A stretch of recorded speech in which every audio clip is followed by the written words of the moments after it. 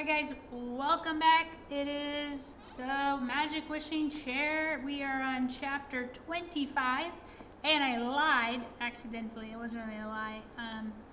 I thought we had 3 chapters left, but it looks like we only have 2. So we are getting down to the wire. The name of this chapter, which it's one of my favorite chapters, is The Snoogle. Can you say Snoogle? Here we go. Are you comfortable? I'm sure that you're calm. The wishing chair was off to find the Snoogle. If the Snoogle has your mother's ring, we shall have to find some way of getting it back, said Chingy. I wonder who or what he is. I've never heard of him before. The chair flew on. Soon, in the distance, the 3 could see an enormous castle set on a hilltop. At the bottom, all around the foot, was a great moat full of water. A drawbridge stretched across the moat, but even as the children looked at it, it was drawn up into the gateway on the castle side of the moat. There's no way of getting into the Snoogle's castle except by flying, that's for sure, said Chingy. Fly onto the roof, wishing chair. The wishing chair flew onto the roof of the castle. It was turreted. That's like when a castle's like boom, boom, boom, boom, boom, boom, boom, boom at the top. I don't know if I said the word turreted right though. Maybe I need to check that out. It was turreted. And the chair flew over the turrets and down on a flat part behind it. Sitting on the roof, basking in the sunshine, was the Snoogle. The children stared at him in astonishment. He was the funniest looking creature they had ever seen. He had the body of a dragon, the tail of a cat, always twirling and twisting, and the head of a yellow duck. He was sitting in the deck chair, fast asleep. The wishing chair flew down beside his chair, and the children stared at the Snoogle. They did not get out of the chair because really they hardly liked the look of the Snoogle. But Chingy jumped down and went to have a good stare at them. Snore, went the sleeping Snoogle. Snore. Hey, wake up, Snoogle, shouted Chingy, and he gave the Snoogle a poke on the chest. The Snoogle woke up in a fright and quacked loudly. Quack, quack, quack, quack.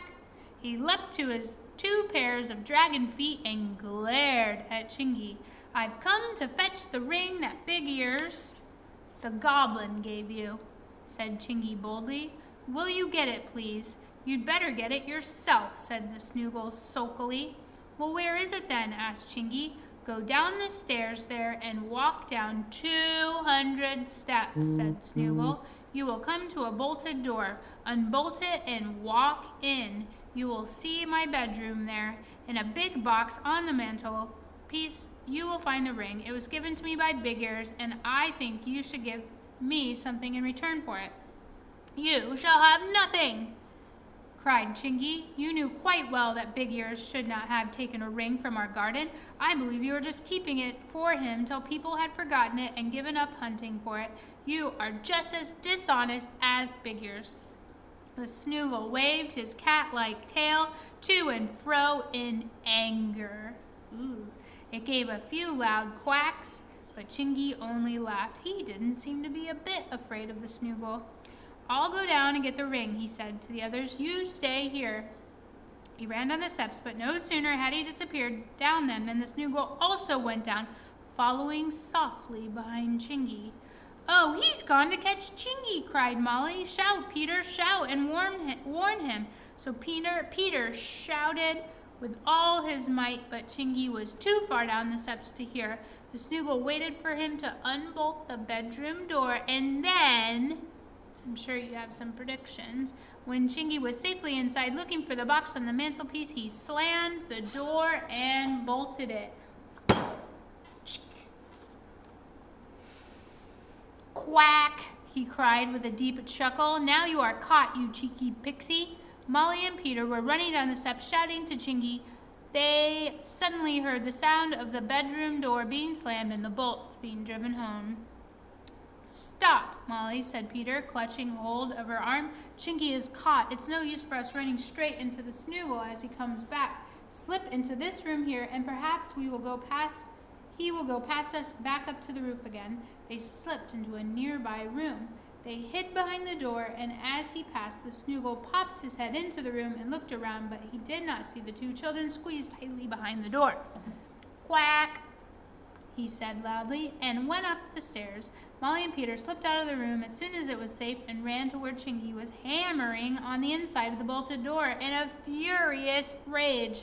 Let me out! Let me out! He was shouting. Chinky, hush, said Peter. We're just going to unbolt the door. Do you think it's going to be that easy to unbolt the door? I don't think so. The bolts were big and heavy. It took both Molly and Peter to pull them back. They opened the door. I was wrong. And there was Chinky, looking as angry as could be. To think, I should have been trapped so easily, said Chinky in a fury. Anyway, I've got the ring. Look. He showed them the ring, and sure enough, it was the very one their mother had lost. Molly and Peter were so pleased. Now, I'll just go and tell that Snoogle what I think of him, said Chinky fiercely. I'm not afraid of any Snoogle, silly, duck-headed creature. Oh, Chinky, do be careful, said Molly, half afraid. We've got the ring. Can't we just quietly go up to the roof, get in our chair, and go away? I'd much rather do that. We'll get into the chair and we'll fly away, all right, said Chinky. But first, I'm going to tell the Snoogle a few things. The children had never seen the little pixie so mad.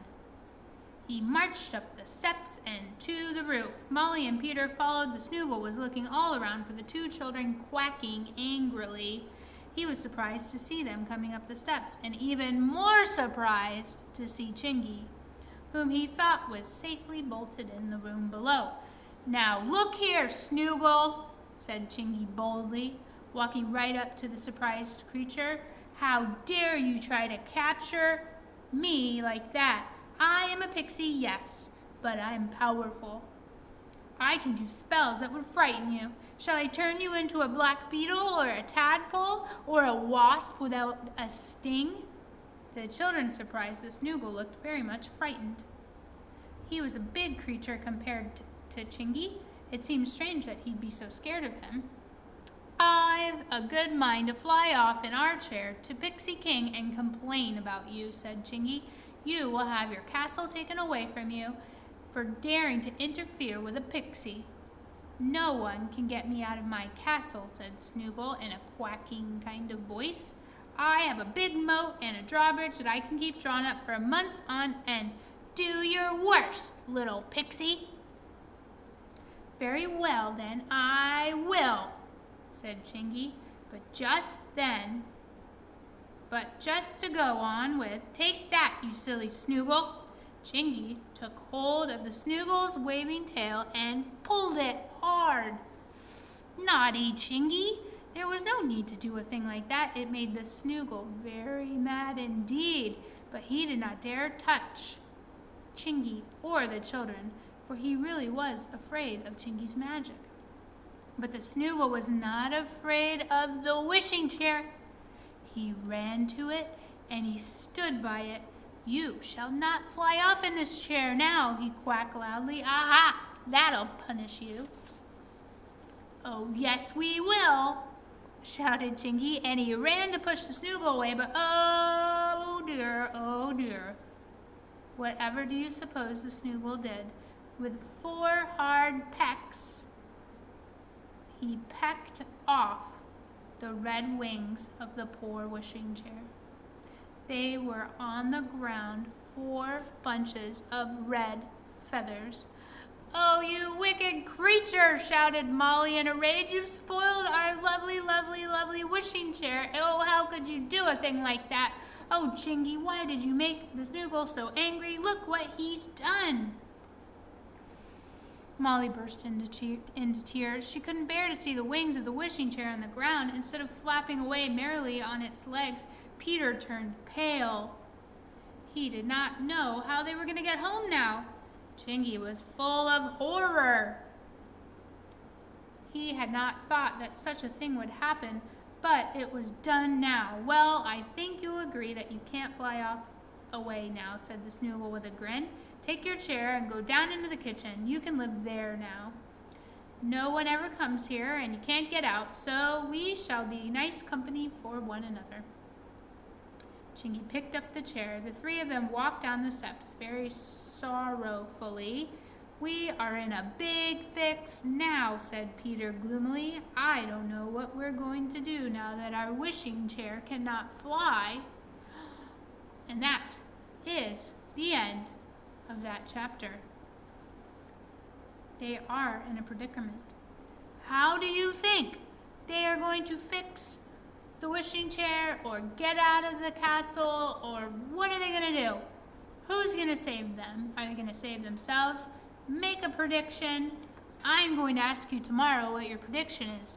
So hopefully you read this and you are ready with your prediction tomorrow morning.